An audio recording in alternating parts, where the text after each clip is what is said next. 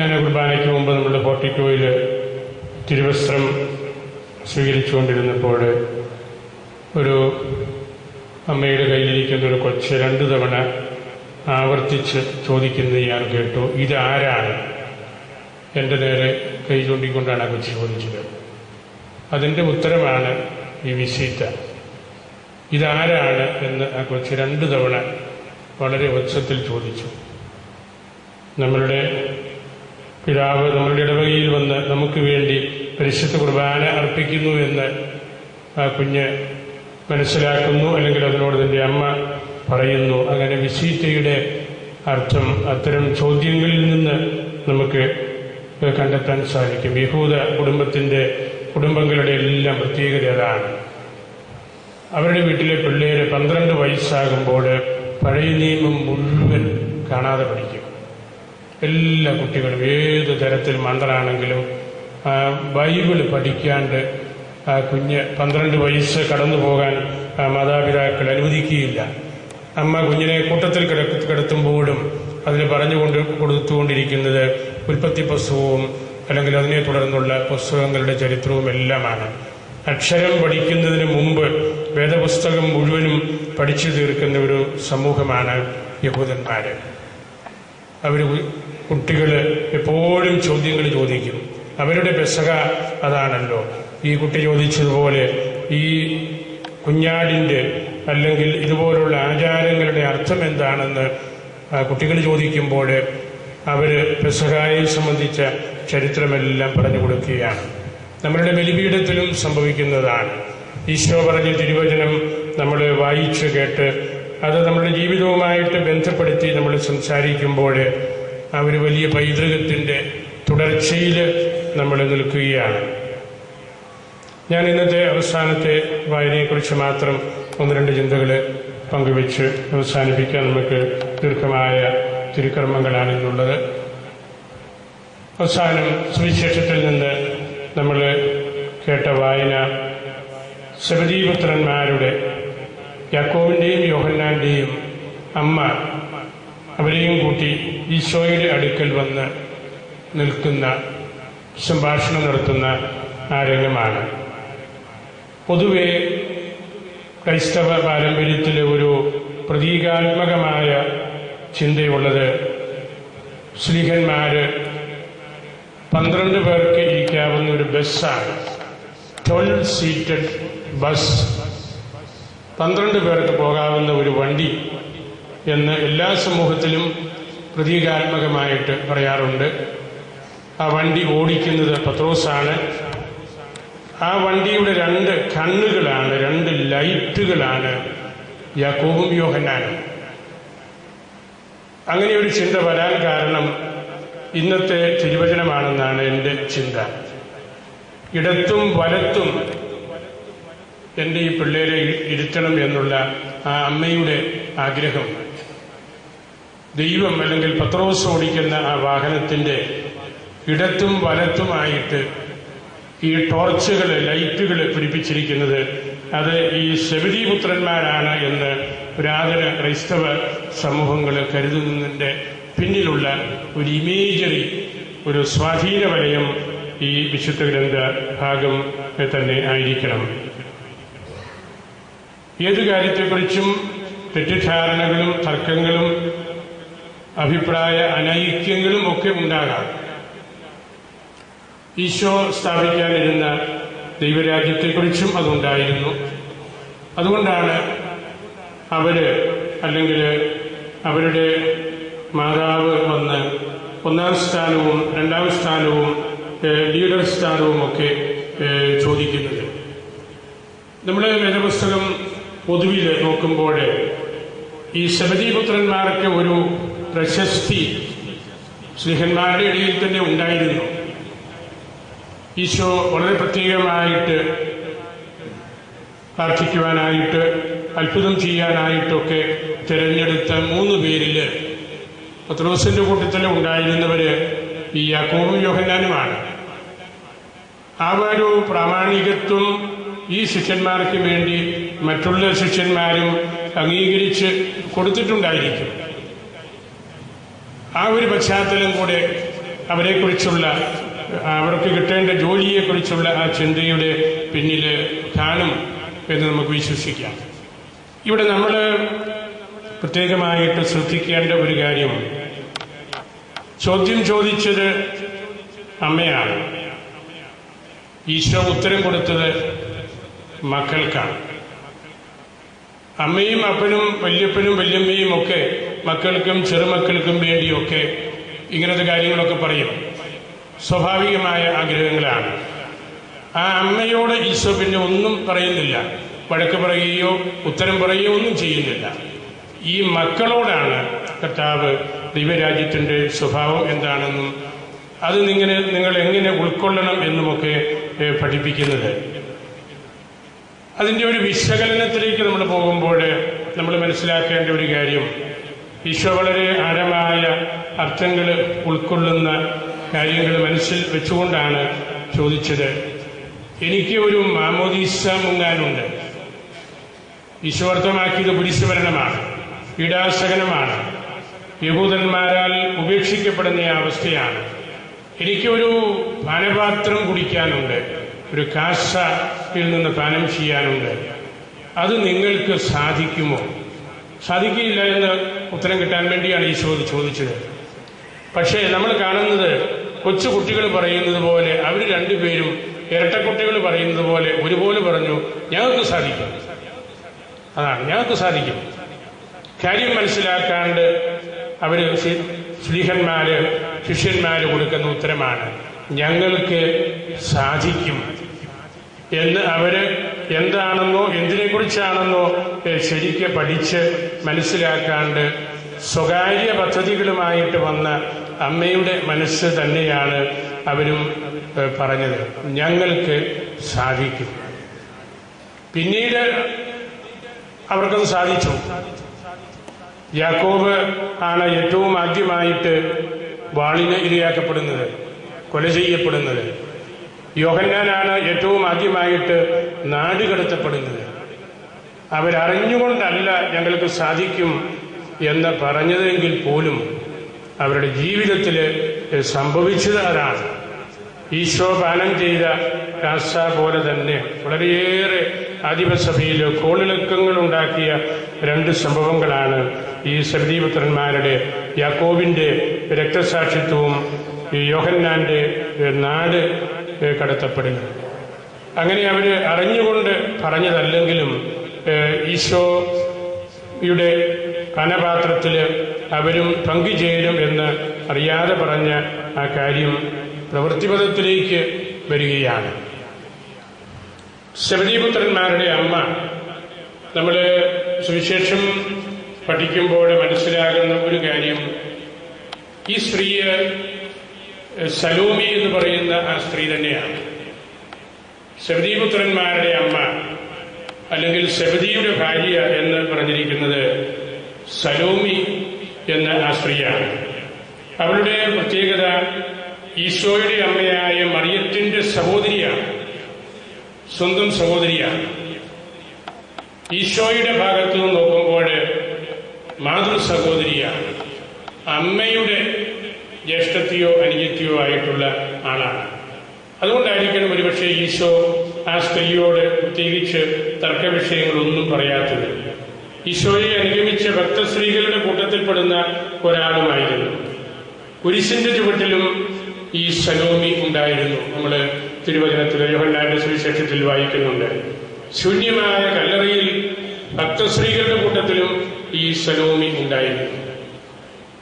മാതൃ സഹോദരി എന്ന നിലയിൽ എടുത്ത ഒരു സ്വാതന്ത്ര്യം കൂടി ആയിരിക്കാം ഒരുപക്ഷെ ഈ കുട്ടികൾക്ക് നല്ല രണ്ട് സ്ഥാനം കൊടുത്തേക്കണം എന്ന് ഈശോയോട് ഒന്ന് പറയാൻ ആ സ്ത്രീയെ പ്രേരിപ്പിച്ചു. അതൊക്കെ വളരെ മാനുഷികമായിട്ടുള്ള കാര്യങ്ങളാണ്. അമ്മയ്ക്ക് നേരിട്ട് പറയാം മക്കളുടെ കാര്യം.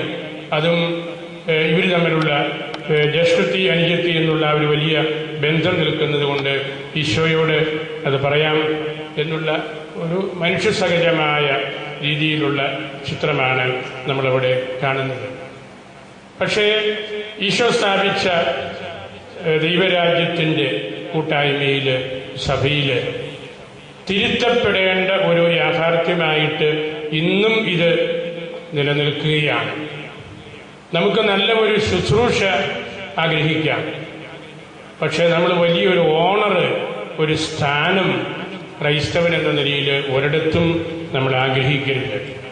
തിരുത്തപ്പെടേണ്ട ഒരു കാര്യമായിട്ട് ഇന്നും നമ്മളുടെ വീടുകളിലും നമ്മളുടെ ഇടവകളിലും നമ്മളുടെ എല്ലാ രൂപതകളിലും സഭയുടെ പൊതുവായിട്ടുള്ള പ്രവർത്തന മണ്ഡലത്തിലുമൊക്കെ ഈ ചിന്തകൾ ഒരുപക്ഷെ ഉണ്ടായിരിക്കാം.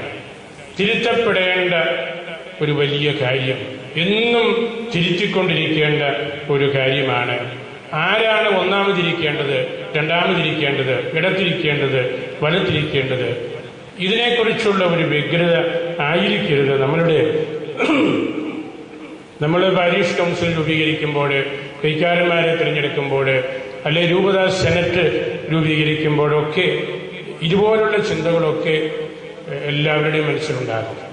അതിന് മുൻഗണന കൊടുക്കാണ്ട് നമ്മൾ ചെയ്യുന്ന ശുശ്രൂഷ സുവിശേഷത്തിൻ്റെ കാര്യമാണെന്ന് നമ്മൾ തിരിച്ചറിയണം.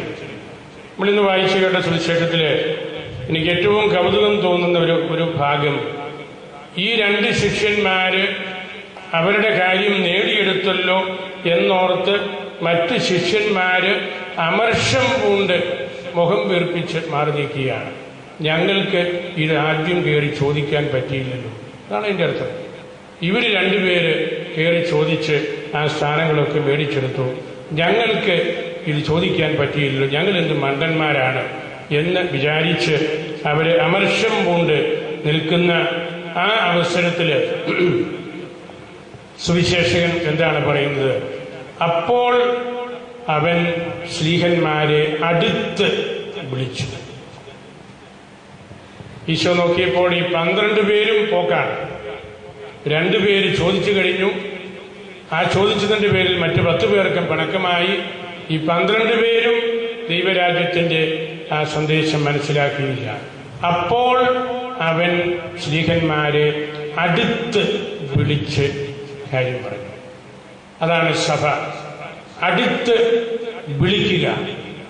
എക്ലീസിയ എന്ന വാക്ക് തന്നെയാണ് മത്തായി സുവിശേഷകൻ ഇവിടെ ഉപയോഗിക്കുന്നത്. സഭയെ വിളിച്ചു കൂട്ടുന്നു എന്നുള്ള വാക്കാണ്. ഖലയോ, എക്ലീസിയ, വിളിച്ചു കൂട്ടപ്പെട്ടവരുടെ സമൂഹമാണ് സഭ. അപ്പോൾ അവൻ ശിഷ്യന്മാരെ അടുത്ത് വിളിച്ച് പറഞ്ഞു, നിങ്ങളുടെ ഇടയിൽ ഇങ്ങനെ ആയിരിക്കരുത്. വിജാതിയുടെ ഇടയിൽ, രാഷ്ട്രീയ സംസ്കാരത്തില്, പൊതുഫോറങ്ങളിലുമൊക്കെ ഇതാണ് സംഭവിക്കുന്നത്.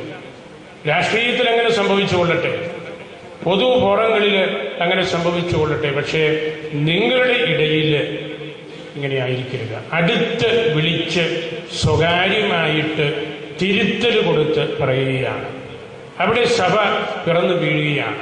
ഈശോ അടുത്ത് വിളിച്ച് കാര്യം പറഞ്ഞപ്പോൾ അവർക്ക് ആ കാര്യം മനസ്സിലായി എന്ന് മാത്രമല്ല, വളരെ സംശുദ്ധമായ പരിശുദ്ധമായ ഒരു സഭയുടെ ജനനം കൂടിയാണ് നമ്മളിവിടെ കാണുന്നത്. നമ്മൾ രാഷ്ട്രീയത്തിലൊക്കെ ഇക്വേഷനെ കുറിച്ച് പറയാറുണ്ടല്ലോ. അവർ തമ്മിൽ നല്ല കെമിസ്ട്രിയാണ്, അവർ തമ്മിൽ നല്ല ഇക്വേഷനാണ്. ഇതൊരു യോജിപ്പിന്റെ ഭാഷയിൽ പറയുന്നതാണ്. ഈശോ ഇവിടെ വളരെ വ്യത്യസ്തമായ, വളരെ ദൂരവ്യാപകമായ അർത്ഥമുള്ള ഒരു സമവാക്യം പഠിപ്പിക്കുകയാണ്.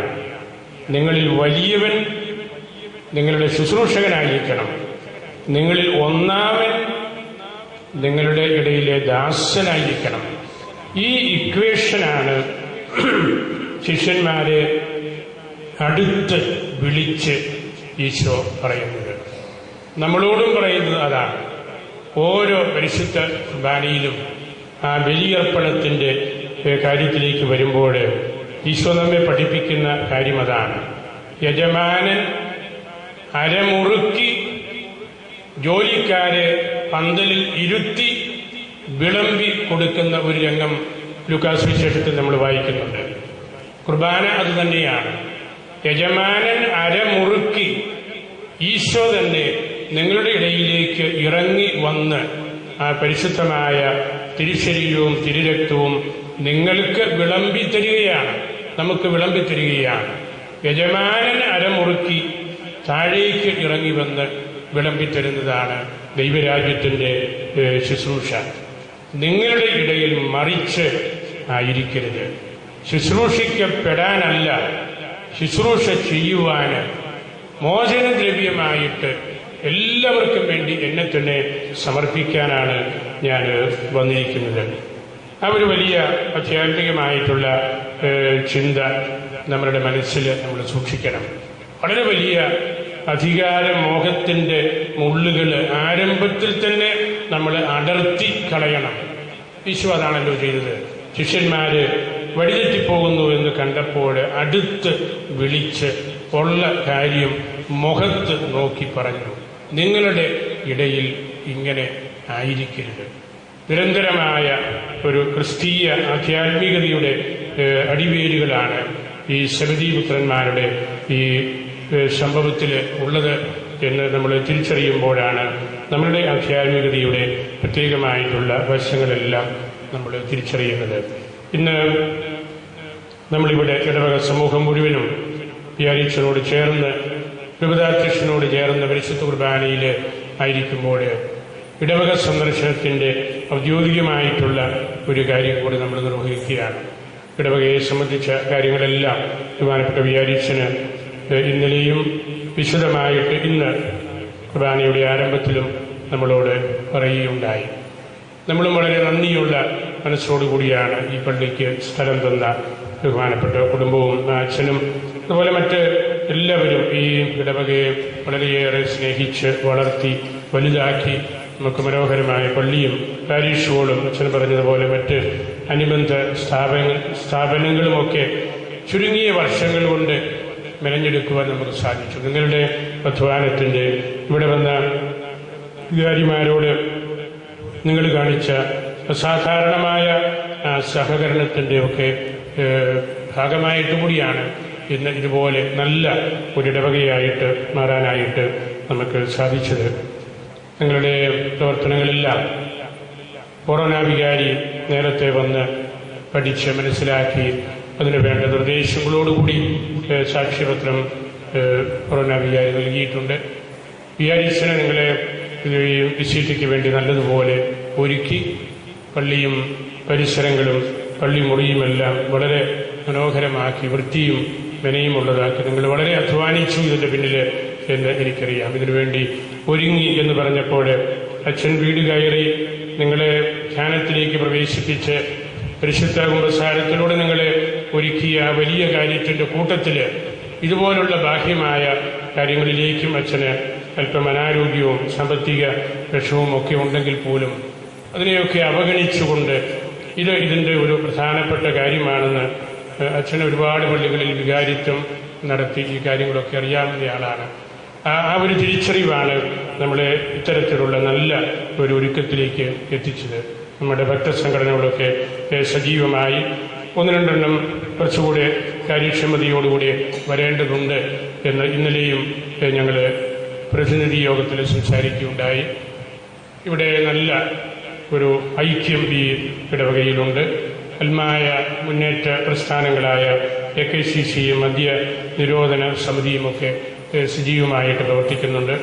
വിശ്വാസ പരിശീലനത്തിന് 80-ലധികം കുട്ടികൾ നമുക്കുണ്ട്. 14 അധ്യാപകരുണ്ട്.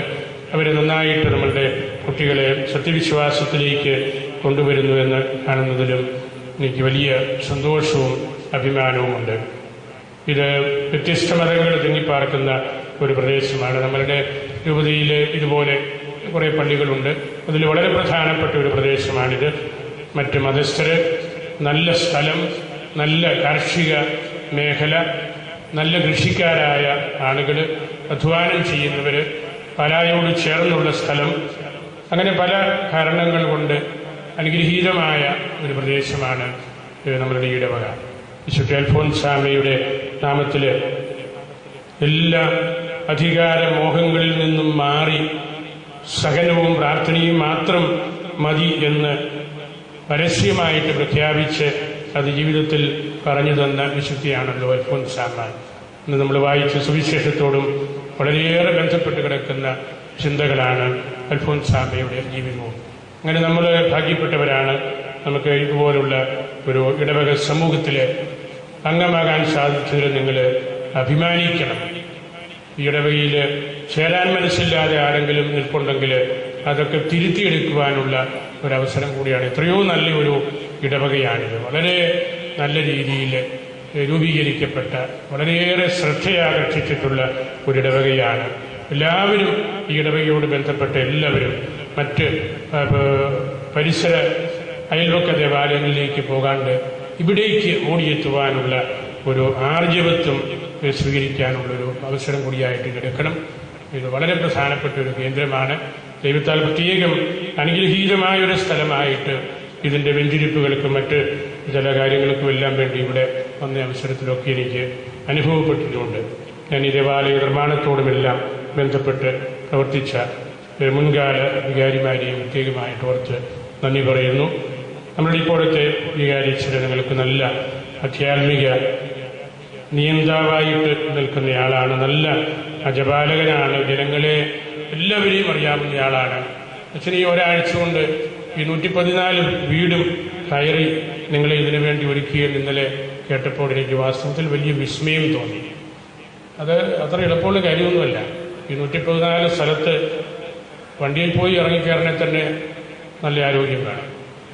അങ്ങനെ അച്ഛന് അധ്വാനിച്ച് നിങ്ങളോടുള്ള ഒരു വികാരിത്വം വാസ്തവത്തിൽ എന്താണെന്ന് പ്രായോഗിക ജീവിതത്തിൽ കാണിച്ചു തരുന്ന ഒരു വ്യക്തിയാണ്. അച്ഛൻ ഇരുന്ന മറ്റ് സ്ഥലങ്ങളിലുമൊക്കെ പുറകോട്ടുള്ള 3-4 പള്ളികൾ അച്ഛൻ വികാരിത്വം നടത്തുന്നത് എനിക്ക് നന്നായിട്ടറിയാം. നല്ലൊരു ആത്മീയതയുടെ, അജപാലനത്തിൻ്റെ, സുതാര്യതയുടെ ഒക്കെ സുവിശേഷം കൊണ്ടു നടക്കുന്നയാളാണ് അച്ഛന്. അതിനേക്കാൾ അപ്പുറത്തൊന്നും നമുക്ക് ആവശ്യമില്ല. മുതിർന്നവർക്കും കുട്ടികൾക്കും സമർപ്പിതർക്കും അമ്മച്ചിമാർക്കുമെല്ലാം ഒരച്ഛനിൽ നിന്ന് ഏറ്റവും ആവശ്യമായിട്ടുള്ളത് അതാണ്. അങ്ങനെ നല്ലതുപോലെ പ്രാർത്ഥിച്ച് സത്യസന്ധമായിട്ട് പെരുമാറി ജീവിത മൂല്യങ്ങൾക്ക് മുൻഗണന കൊടുത്ത് കുട്ടികൾക്ക് മാതൃകയായിട്ട് ജീവിക്കുമ്പോൾ നമ്മൾ പ്രതീക്ഷിക്കുന്നതിൻ്റെ എല്ലാം അപ്പുറത്തേക്ക് ദൈവം നമ്മളെ വളർത്തും. അതിനുള്ള ഒരു നേതൃത്വമാണ് പ്രിയപ്പെട്ട മാത്യു അച്ഛൻ നമുക്ക് നൽകുന്നത്. അച്ഛനോട് ചേർന്ന് അച്ഛൻ്റെ കൈക്കാരന്മാരും എല്ലാം പള്ളിയോട് ബന്ധപ്പെട്ട മറ്റ് ദേവാലയ ശുശ്രൂഷയുമൊക്കെ വളരെയേറെ ഇതിനു വേണ്ടി അധ്വാനിച്ചു, അത്യധ്വാനം ചെയ്തു. അതുകൊണ്ടാണ് നല്ല ശുദ്ധമായ ഒരു അന്തരീക്ഷത്തിൽ നമുക്ക് ഇന്നലെയും ഇന്നുമെല്ലാം ഇവിടെ ആയിരിക്കാൻ സാധിക്കുന്നത്. എല്ലാവരെയും ഞാൻ ഒരിക്കൽ കൂടി ഓർക്കുന്നു, നന്ദിപൂർവ്വം ഏവരെയും വിശുദ്ധ അൽഫോൻസാമയ്ക്ക് സമർപ്പിക്കുന്നു. എൻ്റെ വാക്കുകൾ ഉപസംഹരിക്കട്ടെ.